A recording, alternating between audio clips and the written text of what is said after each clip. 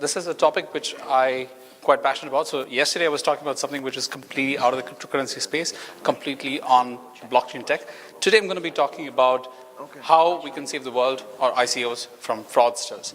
Now, interestingly enough, you would have known that about 90% of all ICOs were scams in 2017, and that's created a bad reputation, so both for investors, but it's also bad for the legit ICOs. So the topic is actually saving ICOs from fraudsters and themselves. It's interesting to see, how a lot of these ICOs don't get the basics right. So a lot of the speakers before me did a wonderful job at explaining the fundamentals. It's still business at the end of the day. If you don't even have a business, what's the point of raising funds? So just a quick introduction about myself. I'm Shabir Taha. I'm the CEO of Accubits. We are a blockchain and AI services company.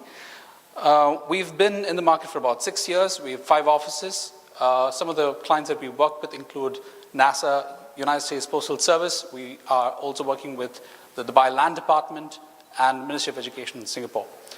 As a company, we only do these 2 core technologies. That's in our DNA. So quickly into the topic that we are talking about today. So there's been some new studies and new data from Fortune Jack that has found that 10 of the most high-profile ICO scams have swindled a staggering $687.4 million from unsuspecting investors. Now, what does that mean? A lot of money is dwindled away, but that also means that the legit startups, the ones that really needed the money, don't have access to them anymore. It's become much more harder to raise funds. So quickly going into what an ICO is, it's another way of raising funds today, right? So Bitcoin has, I'm not going to go into the details. I'm sure pretty much everyone knows what an ICO is, otherwise you wouldn't be here. But in a way, it's much faster to raise funds through an ICO today than traditional means of raising funds. So a brief history.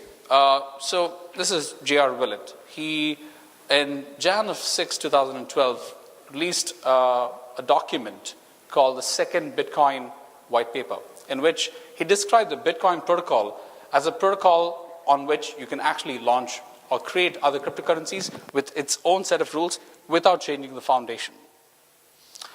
And they launched their Mastercoin ICO in 2013, and I think about 5,120 Bitcoins, BTCs, which was roughly about $500,000.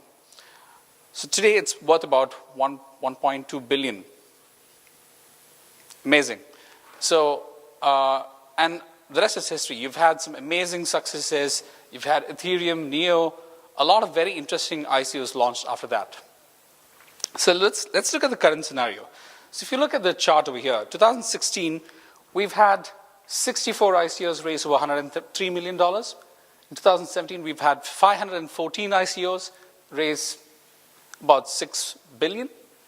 2018, the current stats is 789 ICOs raising over $20.1 billion in funding.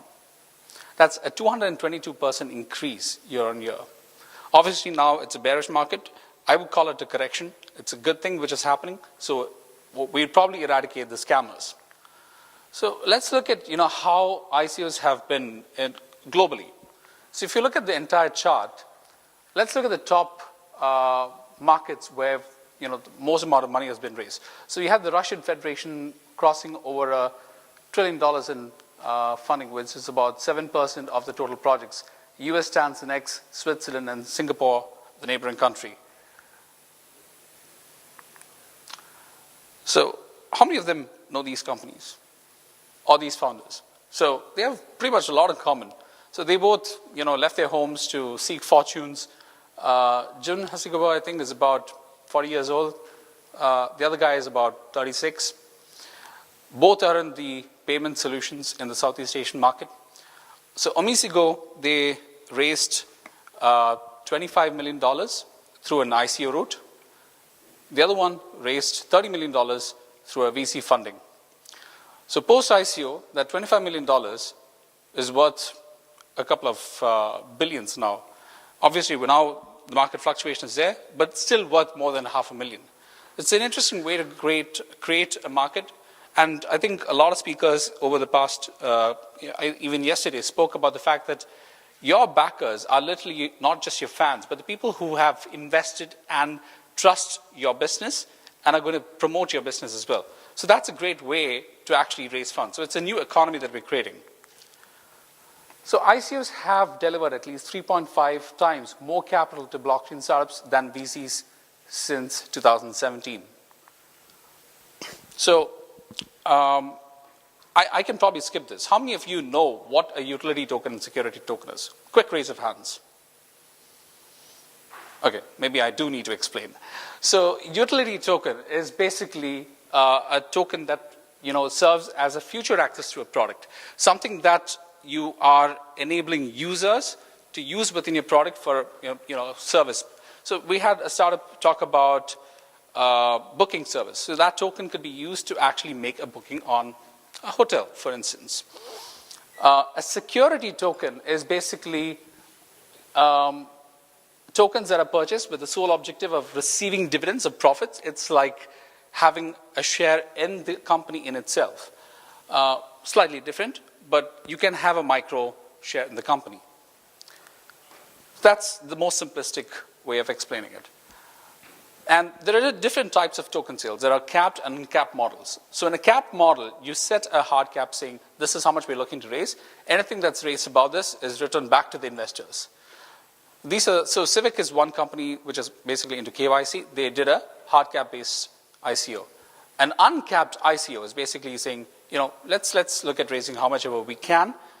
If the investors are willing to back us up, let's go and raise it.